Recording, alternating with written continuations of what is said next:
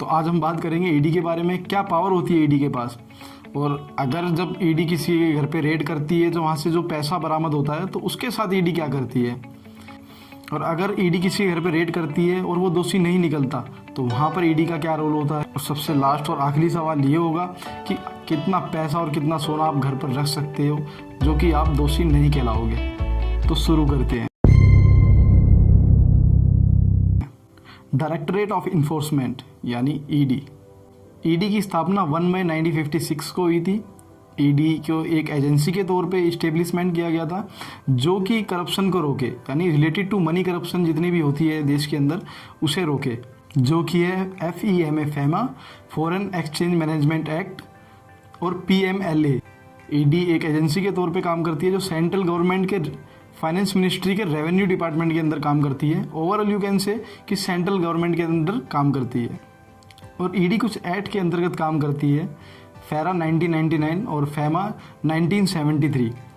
इस एक्ट के अंतर्गत ईडी को कुछ पावर्स दी गई हैं। सिंपल सी भाषा में आप ये भी कह सकते हो कि अगर आपके पास इनकम से ज़्यादा मनी है जिसका आपके पास कोई ब्यौरा नहीं है तो आप दोषी पाए जाओगे। इसका मतलब है कि आपकी मनी जो भी है वो इलीगल है।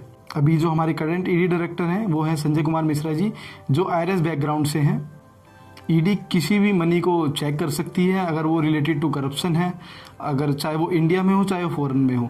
अगर पैसा गलत तरीके से कमाया जा रहा है या गलत तरीके से आ रहा है तो वहाँ पर ईडी उस चीज़ को इंटरप्ट कर सकती है और वहाँ पर आपका पैसा भी जब्त कर सकती है। ईडी के पास पूरी पावर्स हैं कि आपकी सारी ट्रांजैक्शन को चेक कर सके, आपकी सारा ब्यौरा देख सके। अगर आपकी परचेजिंग पावर बढ़ रही है, अगर आप ज़्यादा ही कुछ खरीद रहे हो फॉरेन में या इंडिया में, तो वहाँ पर भी ईडी आपके ऊपर इंक्वायरी कर सकती है। अगर आपके पास फॉरेन करेंसी है ज़्यादा तो भी वहाँ पर भी ईडी आपके पास इंक्वायरी कर सकती है।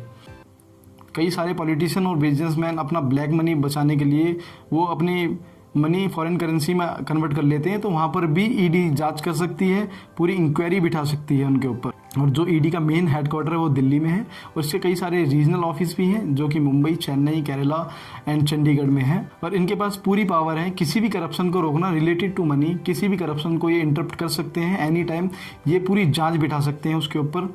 तो हम ये सोच रहे होंगे कहीं भी ईडी कभी रेड करती है, कुछ पैसा सीज करती है, जैसे कि अभी करंट सिचुएशन में हुआ था बेंगलुरु में अर्पिता के घर पे 50 करोड़ रुपए मिले थे। तो उन करोड़ों रुपये का ईडी करती क्या है। सबसे पहले तो ईडी उस पैसे को अपने ऑफिस ले जाती है, अपने अकाउंट में डिपॉजिट करवाती है, फिर उस पैसों का पूरा डॉक्यूमेंटेशन तैयार होता है जो कि फाइल किया जाता है कोर्ट के अंदर। फिर उसके ऊपर केस चलता है और केस में अगर पर्सन दोषी पाया जाता है अगर, तो जितनी भी मनी होती है करप्शन की वो सारी ट्रांसफ़र कर दी जाती है गवर्नमेंट खाते में यानी सरकारी खजाने में। फिर सरकार उसे अपने तरीके से जैसे चाहे देश की तरक्की के लिए खर्च कर सकती है। और अब आपके मन में ये भी क्वेश्चन आ रहा तो भाई ईडी के पास तो बहुत सारी पावर है, ईडी तो कहीं भी रेड कर सकती है। तो ऐसा बिल्कुल भी नहीं है। तो एक कहानी सुनाता हूँ मैं आपको। एक बार ईडी ने क्या हुआ, एक टूरिस्ट एजेंसी के ऊपर रेड करी जहाँ की उसे 11 लाख रुपये मिले। फिर वही प्रोसेस जो हुआ, जो 11 लाख रुपए अपने ऑफिस ले गई, वो अपने ईडी ने अपने अकाउंट में डिपॉजिट करवाए उसे, फिर डॉक्यूमेंटेशन तैयार किया पूरा, फिर उसे कोर्ट में केस फाइल किया। तो कुछ सालों तक केस चला। तो बाद में जो पर्सन था वो दोषी नहीं पाता उस केस के अंदर। तो क्या होता है, कोर्ट ईडी को फटकार लगाती है। तो कोर्ट ईडी के ऊपर जुर्माना लगाती है, कहती है कि आप उसका पैसा उसे 6% ब्याज दर के साथ उसे वापसी करो। तो 11 लाख के 20 लाख रुपए ईडी को उस पर्सन को देना पड़ता है हर्जाने के तौर पर। कुछ केस ऐसे भी हैं, अगर आपके घर ईडी रेड होती है और आपके पास ब्लैक मनी है और कुछ मनी वाइट भी है जो आपके पास एविडेंस है जिसके कि भाई आपने उसे मेहनत से कमाया या आपके पास पूरा एविडेंस है उसका गोल्ड या मनी का, तो वो मनी आपको ईडी वापसी कर देती है अगर आप उन्हें सारी सच्चाई बता देते हो। वो केस पे डिपेंड करता है। और अगर आप राइट इन्फॉर्मेशन नहीं देते हो, अगर आप एविडेंस नहीं पेश कर पाते उन पैसों और उन गोल्ड के रिलेटेड, तो आपको उन पैसों का 3 गुना तक जुर्माना भरना पड़ सकता है। तो भाई आपके मन में सवाल ये भी आ रहा होगा कि भाई कितना गोल्ड हम रख सकें घर पे या कितना पैसा हम घर पे रख सकें जो कि हम सेफ होंगे। तो CBDT के अनुसार, central board of direct tax के अनुसार, आप 20 लाख तक का फिजिकली लेन देन कर सकते हो साल के अंदर। 20 लाख तक का फिजिकली लेन देन कर सकते हो। अगर 20 लाख से ऊपर आप ज़्यादा लेन देन कर रहे हो और आपका उसके पास कोई एविडेंस नहीं है, तो it means you are doing fraud. It means आप फ्रॉड कर रहे हो, तो आप दोषी कहलाए जाओगे। तो इसका मतलब ये नहीं कि आप 20 लाख तक ही लेन देन कर सकते हो।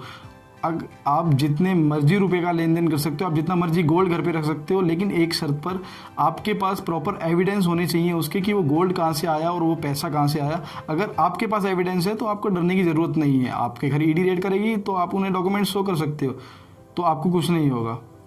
लेकिन भाई अब हमारे मन में ये भी क्वेश्चन आ रहा होगा कि भाई गोल्ड तो हमारा ट्रेडिशन है। अगर आप साउथ साइड में चले जाओ तो वहाँ तो बहुत ज़्यादा गोल्ड पहना जाता है, महाराष्ट्र में चले जाओ तो वहाँ तो बहुत ज़्यादा गोल्ड पहना जाता है, और उनके पास आज करंट का गोल्ड भी नहीं है कि उन्होंने आज खरीदा। उनके पास पुश्तैनी गोल्ड है, पुश्तैनी सोना है, उनके दादा दादी का, उनके परदादी का।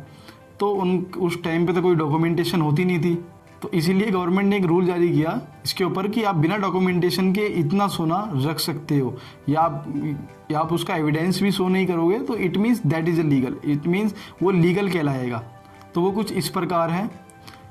जो कि शादीशुदा महिला है वो करीब 500 ग्राम तक सोना रख सकती है, और जो कि एक मेल है वो 100 ग्राम गोल्ड तक अपने पास रख सकता है। तो ईडी इस प्रकार अपना काम करती है। अब जो भी न्यूज़ आएगी आप थोड़ा बहुत रिलेट कर पाओगे, उसके बारे में आप समझ पाओगे। तो धन्यवाद बने रहने का। जय हिंद, जय भारत।